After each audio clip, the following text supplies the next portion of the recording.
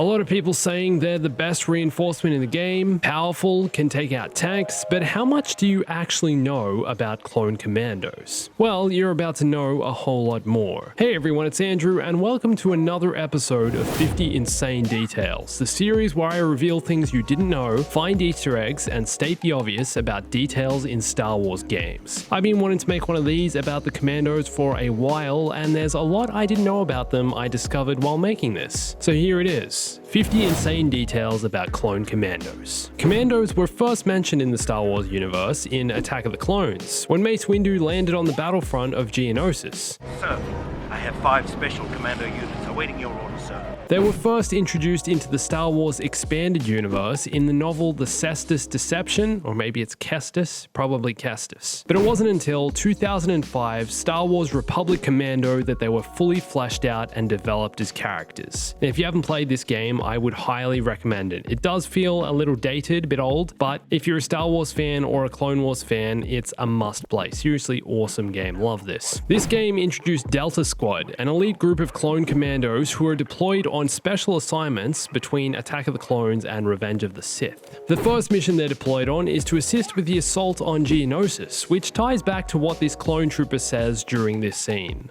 Sir, I have 5 special commando units awaiting your order, sir. That's what he said, and here they are, back on Geonosis, ready to go. This is them tying in. Now, unfortunately, since Disney took over Star Wars, this game no longer falls under the canon umbrella, and is now a Star Wars Legends expanded universe, whatever you want to call it. It's just not canon. But clone commandos themselves, along with Delta Squad, were canonized in Star Wars lore in the Clone Wars episode Witches of the Mist, which is great because they're easily some of the coolest characters from the Clone Wars era, and I'm glad that they're recognized officially as Star Wars characters. Now, nearly all of the Commandos' traits and abilities came from their depiction in Republic Commando. This is where their appearance was first established, and is the same appearance and armor we see in Battlefront 2, apart from Delta Squad's colored markings. I'll talk a little bit more about that soon. Commandos carry a DC-17M repeating blaster, the same weapon you see them use in Republic Commando, the Clone Wars, and Battlefront 2. And this has a grenade launcher anti-armor attachment, great for taking out vehicles, tanks, and heavier units such as droidicas and super battle droids, first seen as a weapon in Republic Commando. And also in Republic Commando, this rifle has a sniper attachment, great for long range and very powerful, but this wasn't included in the Battlefront 2 version of the Commandos. Instead, they have a repulsor blast, a shockwave attack that's shot out of the Commando's left arm which knocks enemies back, similar to a force push. Now, this repulsor blast is modeled off the Mandalorian Vambrace, a device first identified in Star Wars Rebels.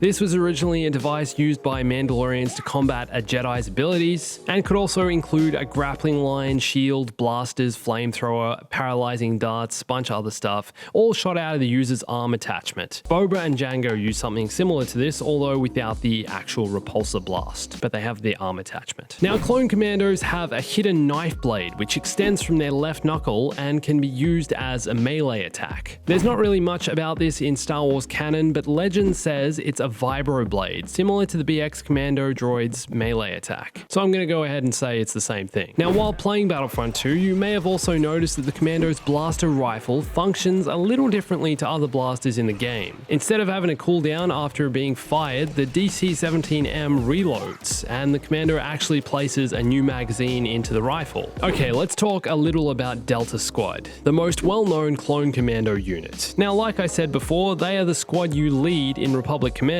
but to date have only ever made one brief canonical appearance in the Witches of the Mist Clone Wars episode. And I say brief because their scene only went for 48 seconds. In the scene, Delta Squad returned from the planet Daveron, having recovered the bodies of Jedi Master Halsey and Padawan Nox. Reporting to the Jedi High Council at the Jedi Temple on Coruscant, the Commandos informed the Council that all Republic forces on Daveron had perished. A very dark time. Now, the only reason Delta Squad were placed in this scene and therefore brought into the new Star Wars canon was because of Dave Filoni, the Clone Wars supervising director. Filoni was a fan of Republic Commando and requested Delta Squad be incorporated into the plot of the Clone Wars, which is Really cool. As a result of this, all 4 members of Delta Squad's names were brought into Star Wars canon, but their identification numbers from Republic Commando were not. So let's go through them. The leader of Delta Squad is Boss, or RC-1138. Little reference to Lucasfilm and George Lucas's first film, THX-1138, the Star Wars number, and RC obviously stands for Republic Commando. Boss's armor features orange markings, and he was actually voiced by Tamura Morrison in Republic Commando,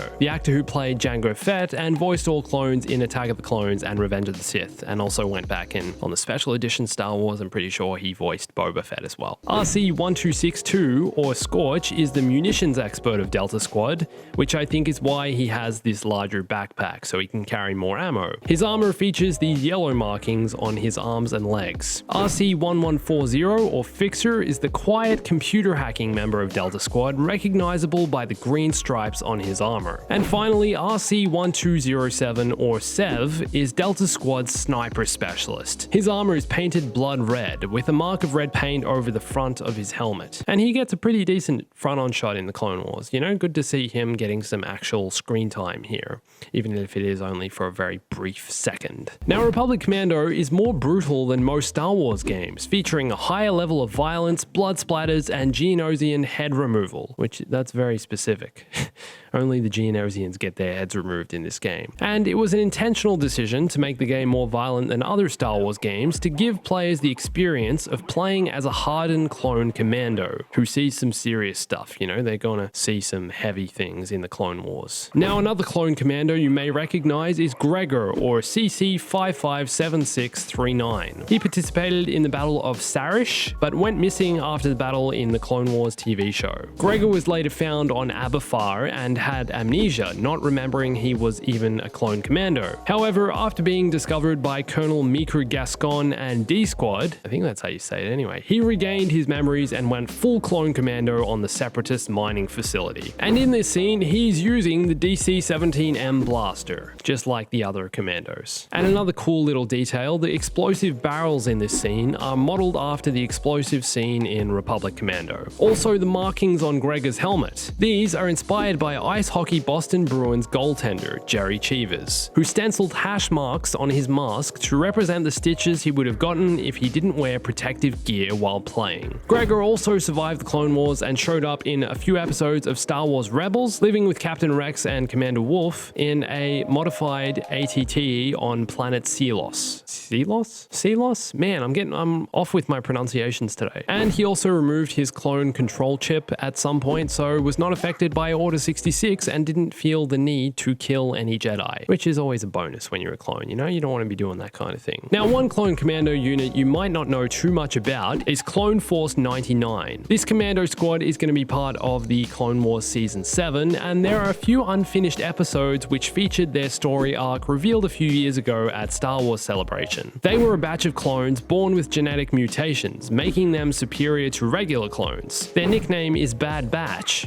due to these mutations. You know, it's like they're a bad batch of clones, bad batch of test tube clones. And their unit, Clone Force 99, is named after the malformed maintenance clone, 99, who was stationed on Kamino during the Clone Wars. The leader of Clone Force 99 was Hunter, this bandana-wearing, face-painted clone. Hunter's mutation gave him enhanced senses, including smell and the ability to sense electromagnetic emissions. Also, his character was inspired by Billy Soul from Predator, the movie with Arnold from the 80s. Billy is the guy who stands on the log waiting to fight the Predator with his knife, and inevitably gets killed. I'm not sure if that's giving anything away about the next season of the Clone Wars, but we'll see. Next, we have Crosshair, who's named Crosshair because of his sharpshooter abilities. He's the sniper of Clone Force 99. Tech is the science and technology expert of Bad Batch, specializing in engineering, decryption, and language translation. His visor also has an inbuilt computer display which could be used for trajectory calculation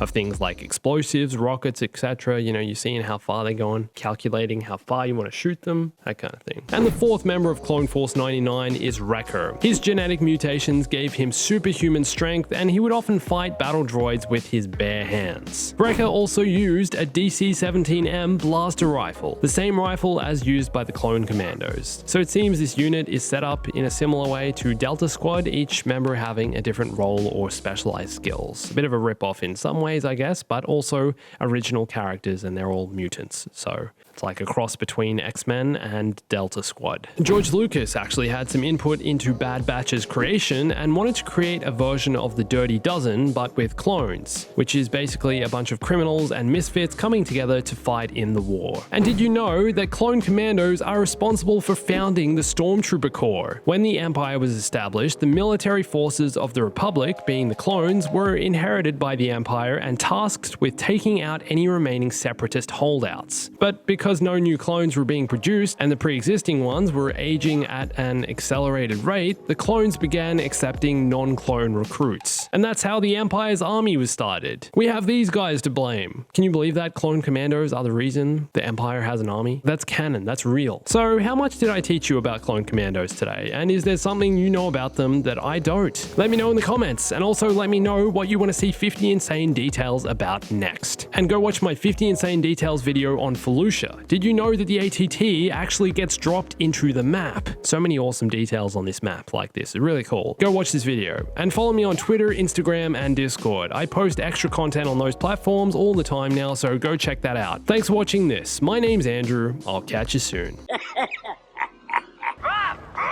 Stay bombastic.